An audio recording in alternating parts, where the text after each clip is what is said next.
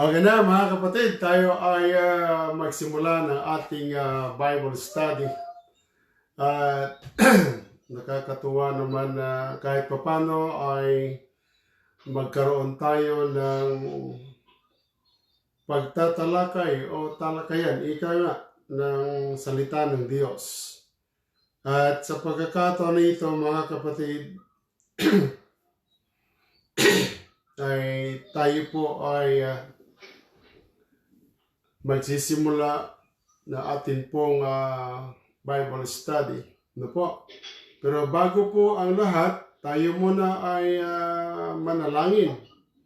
Tayo ay dumulog sa ating Diyos. Tayo ay yumuko at manalangin. Salamat po, Panginoon, sa oras nito na kami ay binigyan mo ng pagkakataong mag-aral ng iyong banal na salita at patnubayan mo kami, Panginoon, tulungan mo kami na ang amin pong signal, ang aming sound ay maging ayos at magkarinigan po kami sa pamamagitan po ng iyong patnubay at sa gabay ng banal na Espiritu, Panginoon. Salamat sa banal na presensya. Salamat din sa biyaya mo, Panginoon, sa oras nito.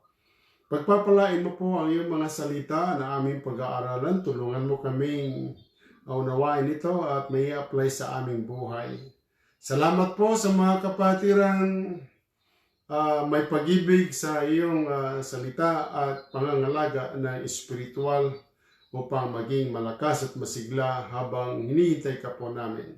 Pagpalain mo rin ang mga loved ones namin na naghahanap buhay. Ingatan mo po sila at pagpalain mo po ang kanilang mga lakad. Sa pangalan po, Ama, na Jesus na aming dalangin. Amen. Mga kapatid, ang topic natin ngayon ay akin pong binigyan. Ang pag-uusapan natin ay kailan epektibo ang mabubuting gawa.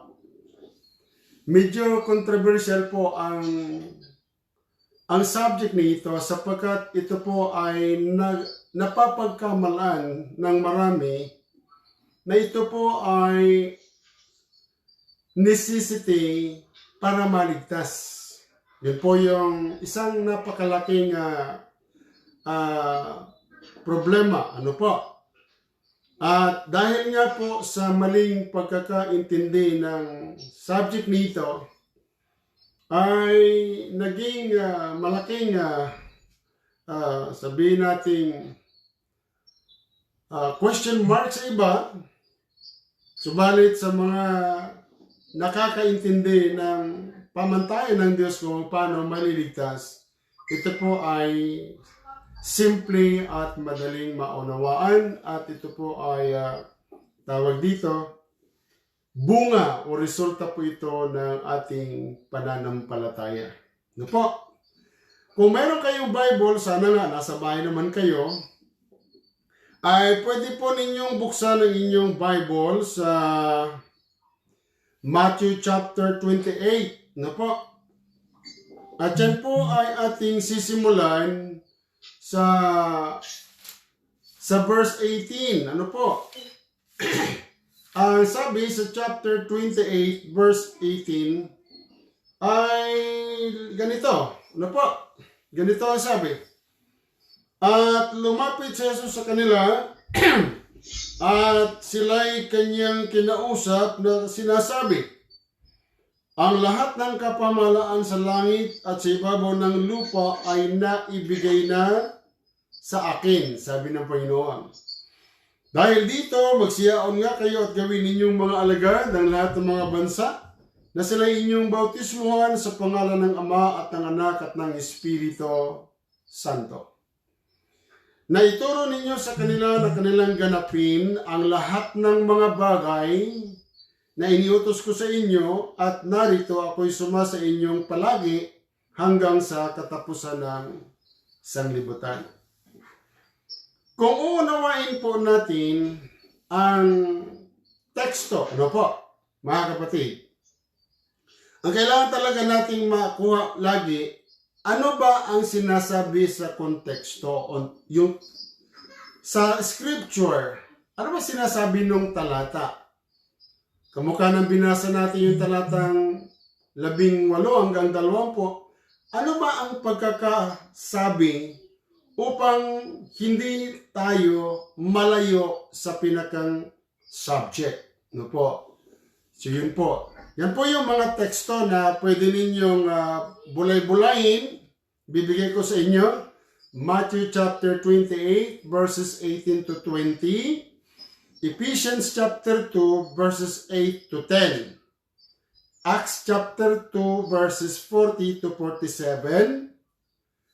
And then yung Matthew 5:16 at John 3:36. So yan po yung mga teksto na napakaliwanag po. Kumbaga sa organized siya sa simula hanggang sa tamang direksyon ng mga taong sumampalataya at nagsitanggap ng pagliligtas. Now, basahin naman natin ang 2 Timothy chapter 3. Simula po sa verse 15 hanggang 17. Tingnan po ninyo ha. At mula sa pagkasanggol ay iyong nalalaman ang mga banal na kasulatan na makapagpapadunong sa iyo sa kaliligtas sa pamamagitan ng pananampalataya kay Kristo Jesus. Ang lahat ng mga kasulatan na kinasihan ng Diyos ay mapapakinabangan din naman sa pagtuturo, sa pagsansala, sa pagsaway, sa ikatututo na nasa katuwiran. Pansinin ninyo yung verse 17. Basahin nga natin ng sabay-sabay. Yung verse 17, begin. Upang ang tao ng Diyos ay maging sakdal, tinuruang lubos sa lahat ng mga gawang mabuti. Napansin niyo, upang ang tao ng Diyos. Ito po, tao ng Diyos hindi yung hindi tao ng Diyos. Siguro sasabihin niyo sa akin, Pastor, meron bang tao na hindi tao ng Diyos? Marami po. Marami. Sapagkat sa ibabaw ng sanglibutan ito, merong 2 uri ng pamilya. Ano po? Alam niyo na ba yon? Ang 2 uri ng pamilya sa ibabaw ng lupa. May pamilya si Lucifer, may pamilyang Diyos. Kaya kailangan po nating unawain mabuti. Sapagkat meron sinabi sa 2 Timothy 3:17, upang ang tao ng Diyos. Specific po siya. Mga kapatid, ang paggawa natin ng mabubuting gawa dapat naaayon sa pamantayan ng ating tagapagligtas at Diyos na makapangyarihan na si Jesucristo. Dapat po naandun sa pamantayan. Naandyan pa ba kayo, mga kapatid? Hello? Kumusta kayo riyan? Nandyan pa ba kayo? Upang ang tao ng Diyos. Yun po ang sinasabi. Mga kapatid. Now, meron pong 2 alagad na kung minsan sapagkat nagkabuhol-buhol ang pagkakaunawa ng grupo ng mga ang kaligtasan ay sa pamamagitan ng gawa. Ito pong 2 mga ngaral na ito sa Biblia, pinaglalaban po nila ito. Hindi nila naunawa ang mabuti kung sino at anong uri ng audience. Meron si Paul at meron si James. Kaya nagkakalabo-labo po sila. So yun po yung isang napakalaking problema, mga kapatid. Dahil hindi na pag-unawa ng mga grupo na mayroon pong paniniwala at doktrina ng mabubuting gawa para maligtas. Okay? Hello, mga kapatid. Kumusta kayo riyan? Kumusta kayo? Okay po, okay lang po. Naririnig niyo ako? Klaro po. Okay. Baka ako, tulog na kayo lahat eh. Alam niyo naman, pagkatapos kumain, masarap magpahinga. Okay. So yun po yung napakalaking problema. Tatandaan niyo mga kapatid ha, si Apostol Pablo, ang kanyang kinakausap sa Acts 16:30-31, isang unbeliever. Hindi mananampalataya. Ha? Unbeliever ang kausap ni Paul, kaya ang sinasabi ni Paul, sumampalataya ka para maligtas. Nakuha niyo mga kapatid? Si James naman, ang kanyang mga kausap, yung mga taong bukang bibig na sila ay naligtas, subalit hindi kakitaan ng mabubuting gawa. Naintindihan niyo mga kapatid? Hello? Naunawaan niyo po? May kausap pa ba ako dyan? Nagkaintindihan tayo. Ulitin ko ha. Si Apostol Pablo, ang kausap niya ay unbeliever. Hindi pa naliligtas.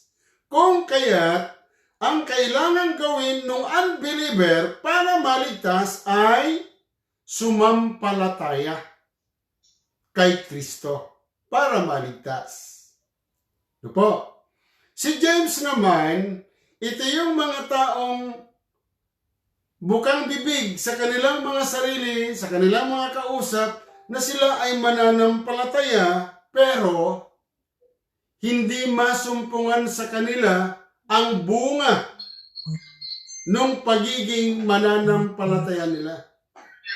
So yun po yung problema. Kaya't magkaiba po ha, mga kapatid. Magkaiba. Ano ang audience ni James?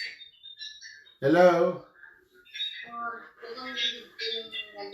Ang audience ni James ay nagpapakilalang ligtas. Ito po. Pero hindi nakakakitaan ng bunga o resulta ng pagiging ligtas yung maging mga mabubuting gawa. Nagawa niyo po. Si Apostol Pablo, as in wala talagang background yung kausap, ignorante paano maliligtas sapagkat siya po ay unbeliever. Okay? Kaya ang requirement, sumampalataya para maligtas. Nakuha niyo na ha? Maliwanag na yan.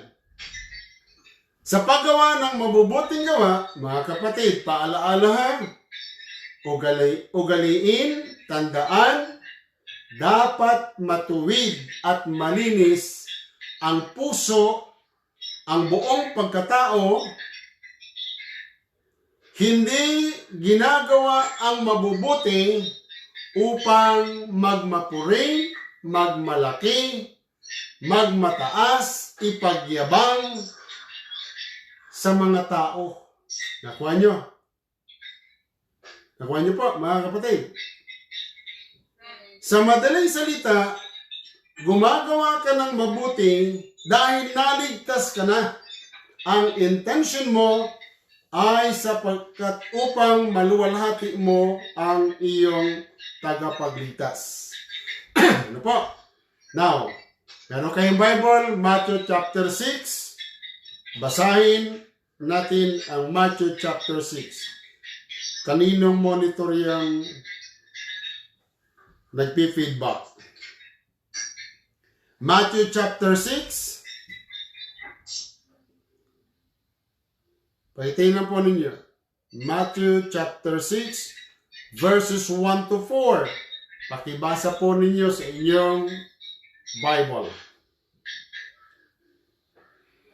Mag-ingat kayo na huwag magsigawa ng katuwiran sa harap ng mga tao upang kanilang makita sa ibang paraan ay wala kayong ganti ng inyong Ama na nasa langit. Ito yung sinasabi ko kanina, mga kapatid. Yung paggawa ng mabuti, likas sa mga Pariseo, ibinabandilyo niyan, bandilyo. Para ba mga politician? Nakakita na kayo ng mga politician gahaman sa posisyon?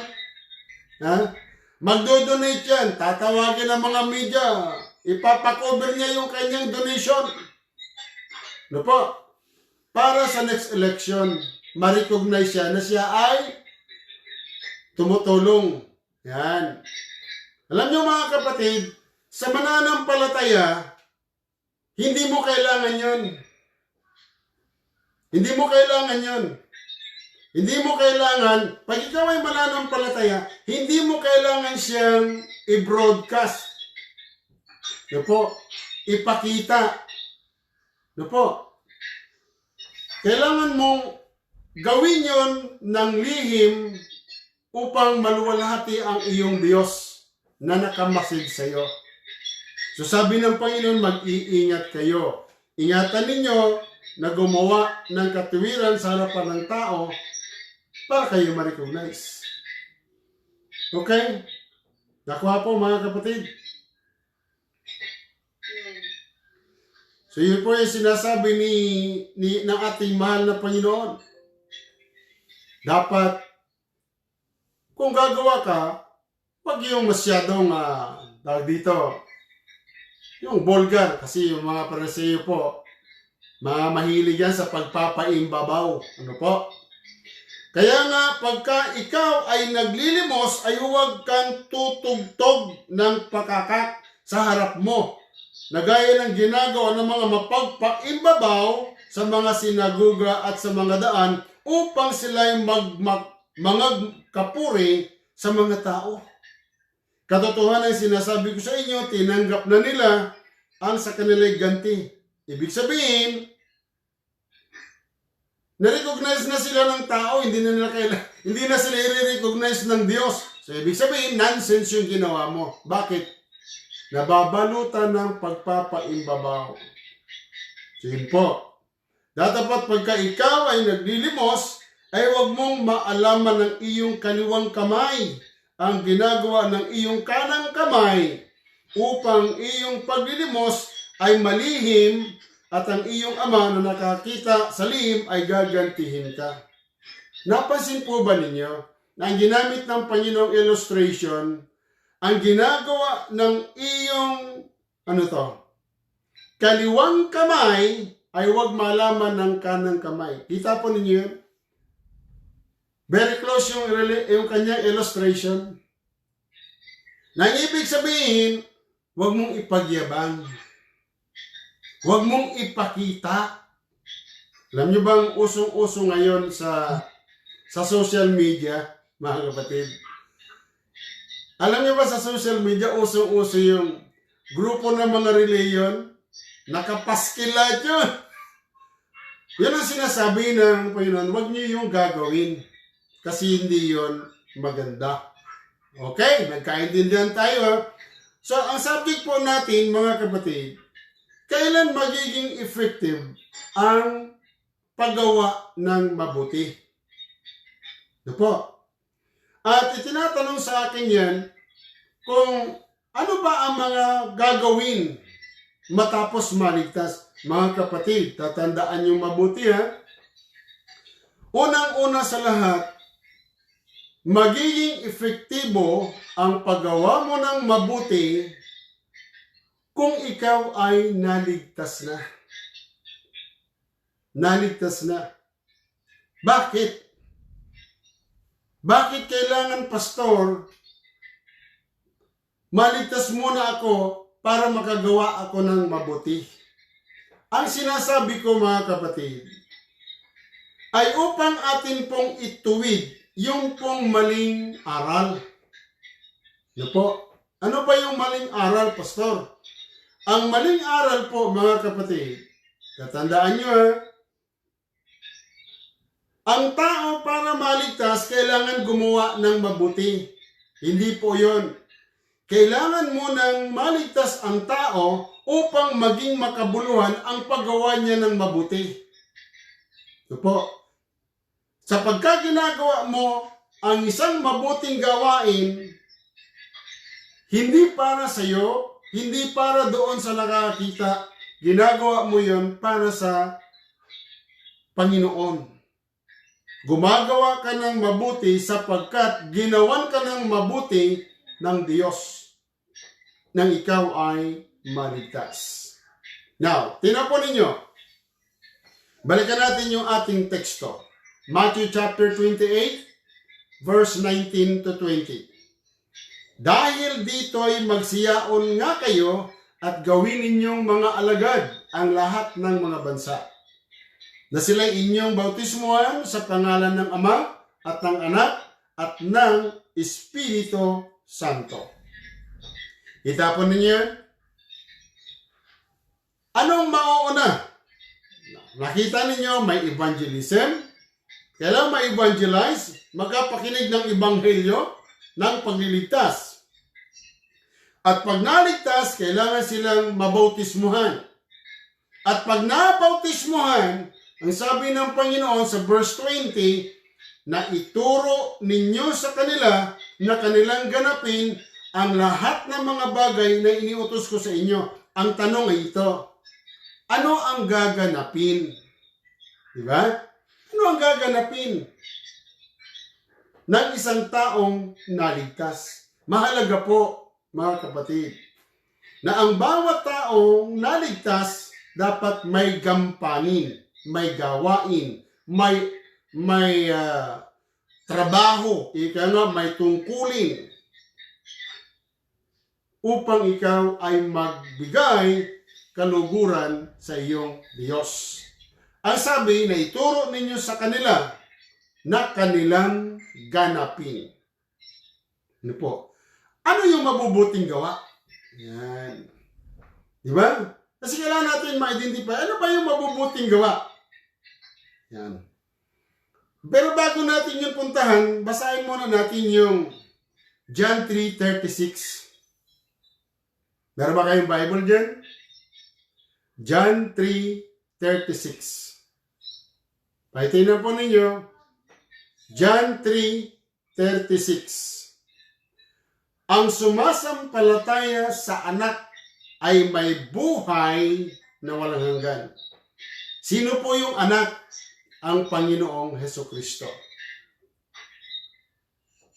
Kung mapupunan ninyo, pagdating doon sa pangalawang talata, ngunit ang hindi tumatalima sa anak ay hindi makakakita ng buhay. Napansin ninyo? Ngunit ang hindi sumusunod. Diba? Ngunit ang hindi gumaganap. Yun ang ibig sabihin. Hindi siya makakakita ng buhay. Sa madaling salita, mga kapatid, kung babasahin ninyo yung James 1:22, tumutugma po dito. Ano po? Sabi ni James, sumasampalataya ka pero walang gawa. Ay di wala rin silbi. Baog, sa madaling salita. Sabi dito si John 3:36, John 3:36, kung sumasampalataya ka, dapat may buhay ka na walang hanggan. Maliwanag naman. Pero kung hindi ka tumatalima, hindi ka ligtas. Diba? Hindi ka ligtas. Hello, mga kapatid. Nandiyan pa ba kayo? Hello? Naintindihan niyo po? Kung tinanggap mo si Kristo at hindi ka sumusunod sa palatuntunan ni Kristo, wala pong salvation na naganap. Nakuha niyo, mga kapatid? Hello? Kailangan may pagsunod. Pag hindi sumusunod, anong sinabi sa John 3:36? Pakibasa nga po ninyo yung Bible.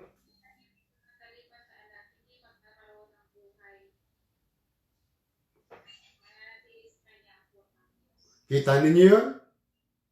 Nasa ilalim ka pa rin ng puot ng Diyos. Ang tindi nun, tama? Hindi ka pa rin nakakalaya. Bakit? Wala pong submission. Wala pong obedience. Wala pong submission. Wala pong pagtatalaga ng sarili. Wala pong pagkilos. Wala pong pagsunod. Rebelde ka pa rin. Nakuha mga kapatid? Kaya nga diba, lagi ko kayong binibigyan ng assignment.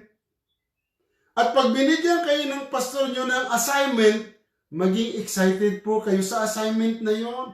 Kasi alam ng pastor na kaya ninyong gawin. Nakuha nyo mga kapatid?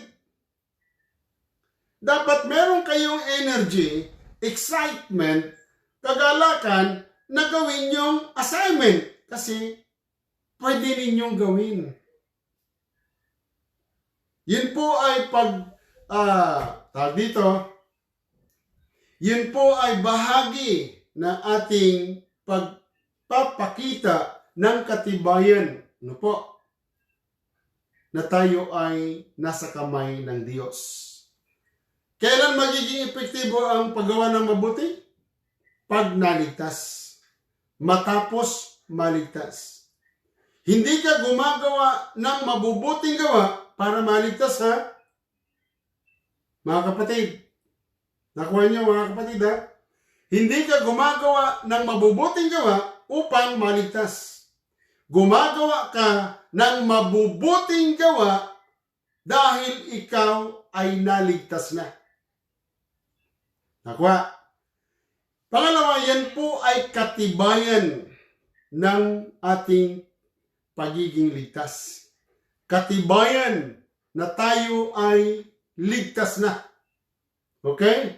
Katibayan na yan ay ligtas na. Kaya ka gumagawa ng mabubuting gawa dahil katibayan yan na ikaw ay talagang naligtas na. Mga kapatid, tingnan po ninyo yung Revelation 3:16. Pakibuksan po ninyo. Revelation 3:16. Mga kapatid, tingnan po ninyo ang sabi ng banal na kasulatan. Revelation 3:16. Tingnan po ninyo yung talata na yan. Medyo mabigat yung talata na yan. Sa Revelation 3:16. Sapagkat ikaw, ano raw? Ay malahininga at hindi mainit o malamig man. Ang tindi nito ay isusuka kita sa aking bibig, mga kapatid. So anong gustong mangyari ng Panginoon?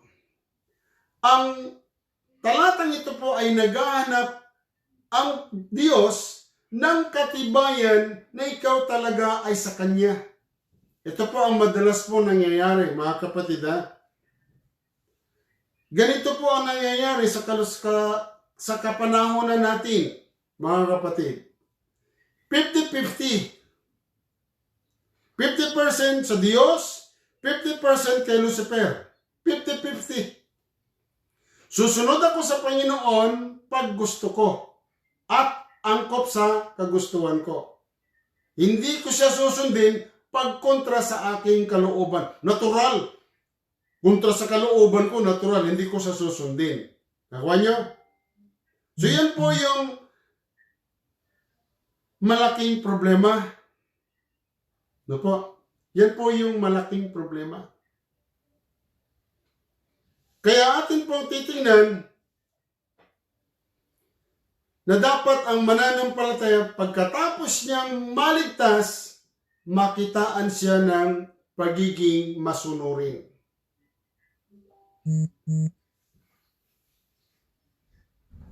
No po? Yun po ay napakahalagang maunawaan natin. Bakit ko sinabi, mga kapatid?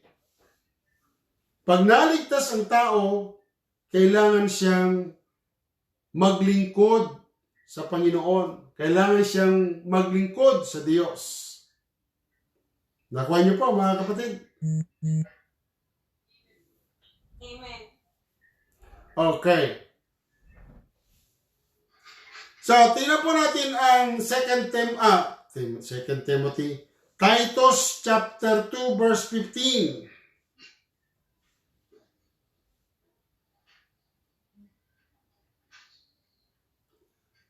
Titus chapter 2 verse 14. Pakibasa po ninyo.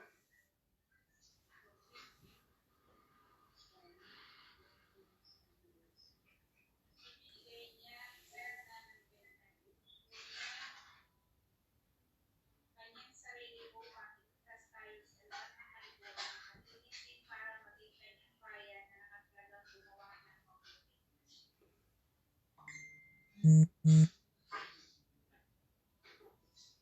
Na siyang nagbigay, tama ba?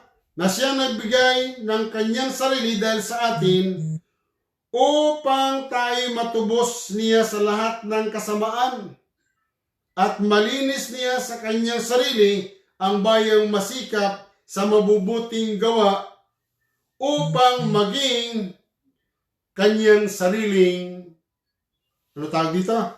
Pag-aari. So yan po ang sinasabi ng banal na kasulatan. Nakuha po ninyo mga kapatid? Amen. Nakuha niyo mga kapatid? Yan. Yan ang sinasabi ng banal na kasulatan. Dapat makitaan tayo ng mabubuting gawa. Ang tinatanong sa akin, ano daw po yung mabubuting gawa na dapat nating magawa, mga kapatid? Ano yung mabubuting gawa? Bigyan ko kayo ng sample ng mabubuting gawa. Unahin natin yung ating pangunahing tungkulin sa Diyos. Ang magbasa ng Biblia, mabuting gawa yan, tama? Pinapalakas mo yung iyong pananampalataya. Ang manalangin, mabuting gawa yan. Ang magbahagi ng salita ng Diyos, mabuting gawa yan. Ang suportahan mo ang gawain ng Panginoon financially, mabuting gawa yan. Tama? Ang maging mabuting anak, gawang mabuti yan. Tama? Gawain mabuti yan. Okay? Ang maging mabuting mamamayan, gawaing mabuti yan. Tama? Ang sumunod sa batas ay gawaing mabuti yan. Lalo na mananampalataya. Tama? Amen. Ang mag-aral ng mabuti ay mabuting gawa yan. Di ba? Yung ating pong mga lakad, yung ating pagsasalita, lahat po yan. Yung magtrabaho ka ng matapat sa kumpanya, mabuting gawa yan. Tama? Yung hindi ka nagnanakaw ng oras. Tama? Nakuha niyo mga kapatid? Mabuting gawa yan.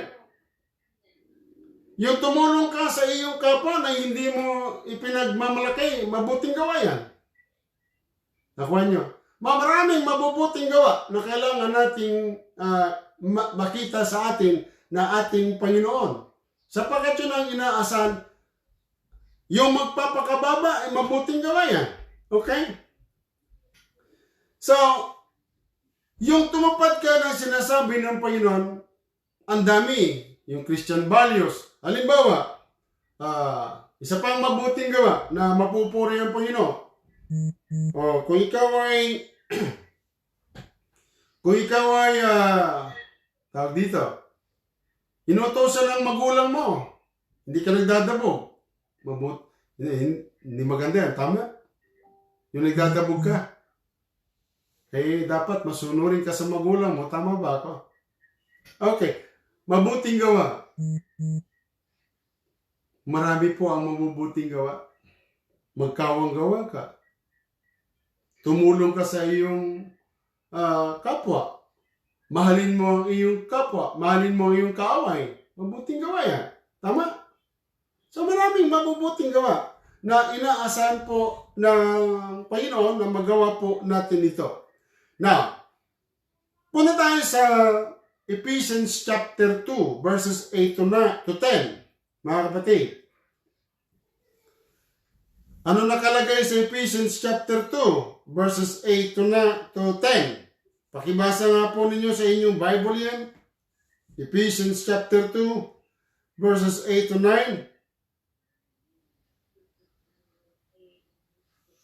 At kapagkat sa biyaya kayo ningaligtas sa pamamagitan ng pananampalataya at ito'y hindi sa inyong sarili, ito'y kaloob ng Diyos. Hindi sa pamamagitan ng mga gawa upang ang sinuman ay huwag magmapuli. Napansin po ninyo? Verse 10. Ano nakalagay sa verse 10? Sapagkat tayo'y kanyang gawa na nilalang kay Kristo Jesus para sa mabubuting gawa na mga inihanda ng Diyos ng una upang siya'y ating lakaran. Napansin ninyo mga kapatid? Napaka-systematic ng pagkakasabi ni Apostol Pablo sa taong naligtas. Ito po, napaka-systematic. Ang kaligtasan sa pamamagitan ng pananampalataya sa biyaya ng Diyos. Regalo ng Diyos. Tama? Hindi dahil sa ginawa natin kaya tayo naligtas. Hindi po. Kailan tayo gagawa ng mabuti upang maligtas? Napansin niyo? Pagkatapos na tayo ay maligtas. Yan ang sinasabi sa verse 10. Sapagkat tayo'y kanyang ginawa. Di ba nakipag-isa kay Kristo? Nakuha niyo mga kapatid? Nakipag-isa tayo kay Kristo. Nung tayo ay makipag-isa kay Kristo, bagong nilalang tayo. At sapagkat tayo bagong nilalang, dinaligtas na nga. Ang sabi ng Bible, dito sa verse 10, gawa ka ni Kristo. Nilalang tayo kay Kristo. So ano expectation ng Diyos? Gagawa ng mabuti. Tama? Gagawa ng mabuti. Nakuha nyo? Amen. So hindi po pwedeng uutusan ka lagi ng pastor mo. Halimbawa, yung people. Ano ba sinasabi ng Diyos sa mga kabataan niya? Kayo mga kabataan na, lumakad kayo ayon sa pamantayan ko. Yun ang gagawin ng mga kabataan. Ganon din ang mga magulang. Paano sila lalakad? Dapat naaayon sa pamantayan ng Diyos. Get niyo po, mga kapatid? So, mayroon tayo talagang lakad. Bigyan ko pa kayo ng sample. Ito, matagal ko na rin itong itinuturo sa church. Yung pananamit, mga kapatid, yung pananamit natin, pares lang po yun, yung pananamit natin sa loob ng church, dapat ganun din ang ating pananamit sa labas ng church. Nakuha niyo? Kasi ma-identify tayo bilang mananampalataya. Ito nga yung magiging problemang malaki. Ang laging problema ng mga mananampalataya ngayon na moderno, paano naman yan? Magiging old-fashioned naman kami. Tama? Magiging old-fashioned naman kami. Mga kapatid, hindi po. Hindi kayo magiging old-fashioned. Meron talagang tamang pananamit ang mga mananampalataya na hindi naman siya old-fashioned. Ang totoo niyan ay magiging decente yung mananampalataya. Kung susundin niya yung pamantayan ng Diyos. Opo. Hindi ka talaga maniligaw at hindi ka out of place pag sinundan mo yung sinasabi ng Diyos. Yung iba lang, masyado na sumobra, extreme. Opo. Masyado na sumobra. Yung tama lang. Yung tama lang na magiging kagalang-galang ka naman sa paningin ng maraming tao. Lalo na sa mga kababaihan, mga kapatid. Lalo na sa mga kababaihan. Yung iba nga ay halos hindi na pagsuotin ng alas, di ba? Sobra naman yun. Yung gano'n. Yung tama lang. Yung hindi naman naging, tawag dito, hindi naman naging parang Christmas tree ka na eh. It's normal. Di ba?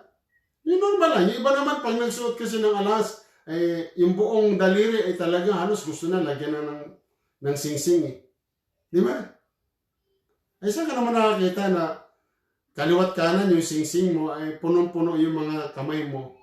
Eh hindi naman na tama yun. Tama? So ilagay mo lang sa tama at sa ayos. Na hindi ka naman takaw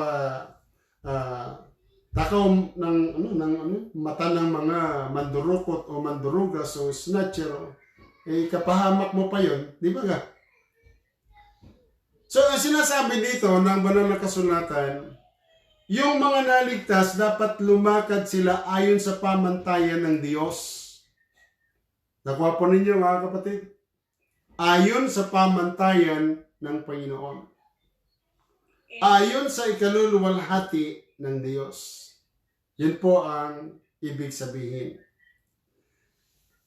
So, klarado yung Ephesians 2 verses 8 to 10 na dapat makita din sa mga mananampalataya yung mabubuting gawa. Yung kabutihan ng Diyos sa atin. Sapagkat yun ang inihanda ng Panginoon na lalakaran natin. Yung kanyang standard. Yung kanyang pamantayan. So kailan magiging epektibo ang paggawa ng mabuti? Pag naligtas.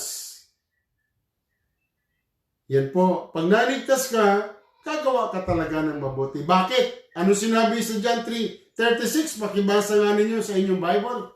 John 3:36. Ano sinasabi? Ano sinasabi sa John 3:36? Mayroon ba kayong Bible, mga kapatid? Pakitingnan. Okay.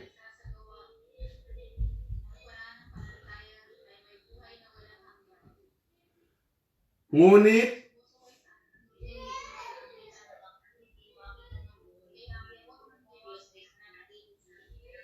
napansin ninyo, napaka-specific ng talata na ito. Ano po? Sa bata sinasabi, ang sumasampalataya sa anak ay may buhay na walang hanggan. Klarado eh. Di ba? Maliwanag eh. Pag sumasampalataya ka, ligtas ka eh. Pero ang problema, mga kapatid, para maging totoo yung claim mo na ikaw ay naligtas nga, dapat may pagsunod. Nakuha niyo po? Mali po yung pagkahulugan ng marami na sinasabi madalas, Pastor, ang salvation is by grace through faith. So kaya hindi na sila gumagawa ng mabuti kasi ang kaligtasan naman sa pananampalataya eh. Mali po.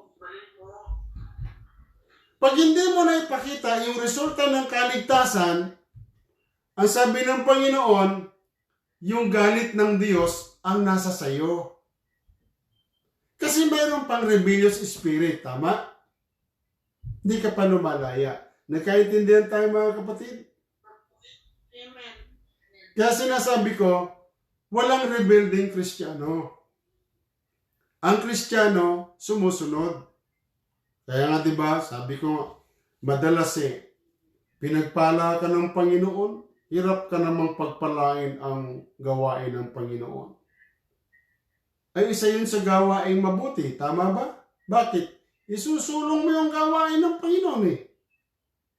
Iniligtas ka ng Panginoon, sabi ng Panginoon sa iyo, abay, pakilala ba ako sa mga kaibigan mo para sila ay makinabang din ng pagliligtas? Nakuha niyo mga kapatid? Magsusulwining ka talaga. Hindi ka naman aanyayahan, ikaw ang nag-aanyaya sapagkat ikaw ay naligtas. Halimbawa, okay, nakita mo ang church. Walang tumutugtog. Tama? Yung song leader mo, siya na rin yung tumutugtog. Tama? Yung song leader mo, siya na yung tumutugtog, siya pa yung aawit. Tama? Magpapaawit. Siya pa rin yung magsasalita. Pero marunong ka tumugtog. Tama? Tama ba ako? So, anong gagawin mo ngayon? Magpipresenta ka ngayon para ikaw naman ang gumanap nung isang gawain na yon. Halimbawa, nakita mo, yung pastor mo ang nagtuturo sa Sunday School, pero marunong ka magturo. So, anong gagawin mo? Kakausapin mo yung pastor mo na ikaw na lang ang magtuturo. Tama? Hello? Nagkaintindihan tayo? So, nagkakatulong-tulong. Nakuha niyo mga kapatid. O nakita ninyo, yung pastor nyo ay nagbawalis sa church. Bago mag-preach, nagwawalis pa siya sa church. Ano gagawin mo ngayon? Kukunin mo na yung walis. Kasi ikaw na yung magwawalis. Para iba na yung magawa niya. Nakuha niyo mga kapatid? Ano pinupunto dyan? Ang pinupunta dyan, mga kapatid, hindi ka nanonood sa ministry.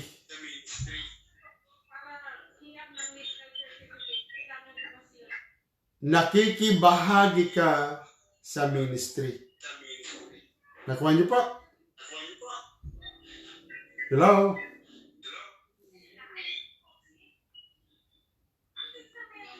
Okay. Kailan epektibo ang paggawa ng mabuti? Pag ikaw ay naligtas, katibayan na ikaw ay naligtas, kapurihan at kaluwalhatian ng Diyos. Yun po ay bahagi ng atin pong tinamong kaligtasan o pagliligtas ng Diyos sa atin. Nakuha po ninyo mga kapatid? Kaya po sa bawat pag-aaral natin ng salita ng Diyos, titinan po ninyo na meron pong layunin. Kamukha ngayon, bagamat hindi natin matatapos itong ating topic, ay nais ko pong ipaabot sa inyo na tayo ay gumagawa ng mabubuting gawa hindi para maligtas, kundi upang luwalhatiin ang Diyos sa kaligtasang tinanggap po natin. At yan pong mabubuting gawa na yan ay resulta po yan ng kaligtasang tinanggap po natin. Nakuha niyo mga kapatid? Yang mabubuting gawa na yan na ginagawa natin kamukha ng yung ating pagsunod sa kalooban ng Diyos, pag-aakay ng kaluluwa, pagtulong sa ating kapwa, ipanalangin yung mga kaaway, abutin sila sa kanilang kalagayan, lumakad ayon sa kalooban ng Diyos, maging bahagi sa gawain ng Panginoon. Hindi po natin yun ginagawa para mapuri tayo. Ano po? Ginagawa natin yan upang maluwalhati ang ating Diyos. Nakuha niyo pa? Meron ba kayong gustong itanong, mga kapatid?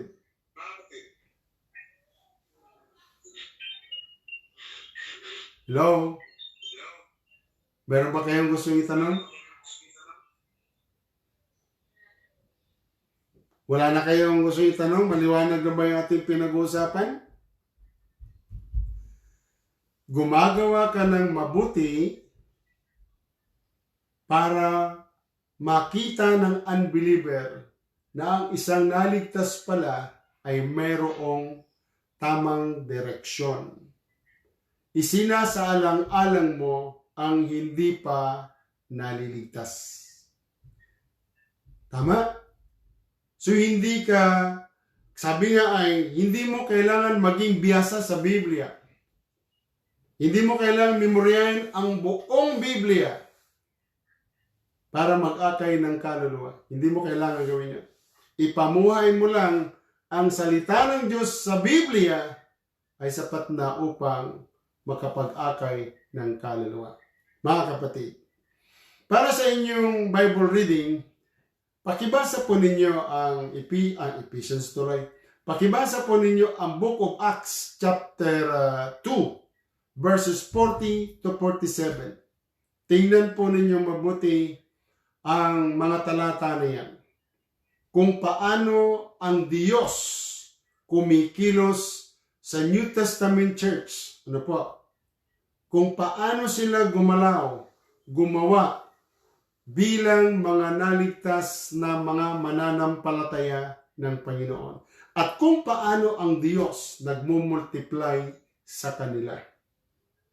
Pag-aralan po ninyo yung mabuti at gusto kong makapakinig sa inyo ng feedback mula po sa Acts chapter 2 verses 40 to 47.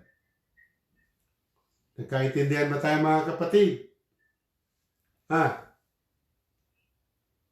Nagkaintindihan tayo. Pag nabasa po ninyo yan, pakishare po ninyo sa akin yung inyong naunawaan sa talata. Ano ang mga ginawa nilang commitment?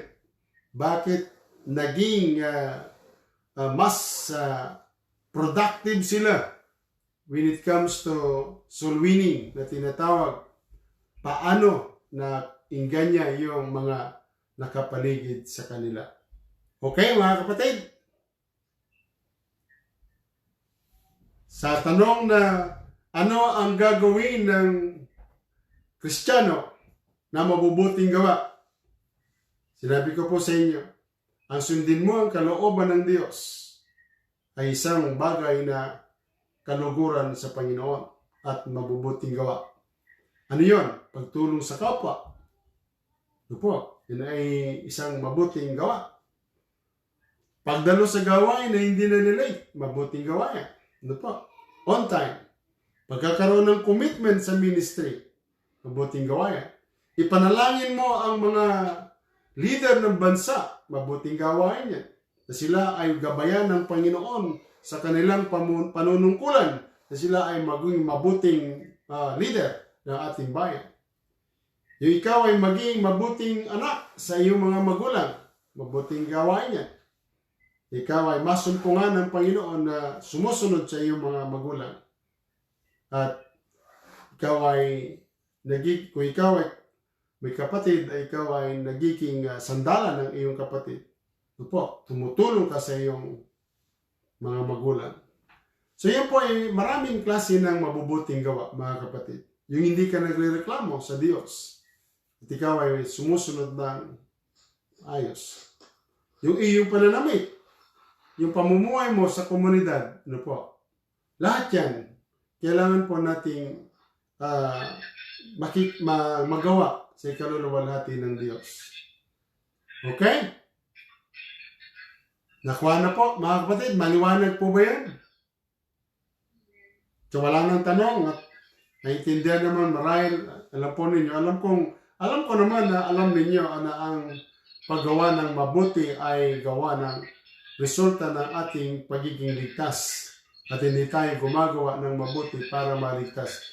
Sapagkat ang buong katotohanan, ang tao pag naligtas, dapat talaga lumakad siya sa pamantayan ng Panginoong inihanda sa Kanya.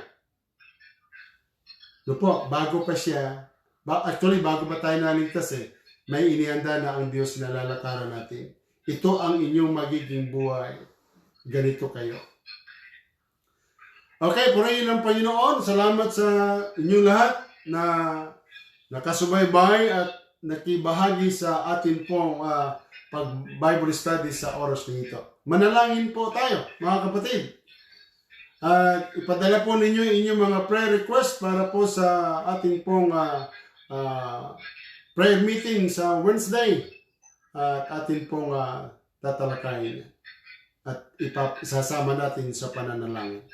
Manalangin po tayo, Panginoon. Salamat po sa oras nito na binigyan mo kami ng maikling oras o isang oras, Panginoon, upang mag-aral ng iyong banal na salita. Pinupuri ka namin, pinasasalamatan ka namin sa iyong kabutihan, At salamat sa mga kapatiran na ito na sila ay nakikibahagi sa gawain mo, Panginoon. Turuan mo kami lagi na sumunod sa iyong kalooban, ang amin pong pagsunod sa iyong mga salita, at ang aming buhay ay kakitaan at kasumpungan, Panginoon, ng iyong kalooban upang ikaw ay aming maluwalhati. Dinadalangin po namin ang bawat isa, lalo-lalo na po ang pangangailangan ng bawat pamilya ng Parkland Baptist Church. Tulungan mo silang lahat, Panginoon, at ikaw po ang siyang maluwalhati. Purihin ka, Ama, sa pangalan ng bugtong anak na si Jesus, yan po ang aming dalangin. Amen at Amen. God bless you, mga kapatid. Purihin ng Panginoon. Salamat sa inyong lahat.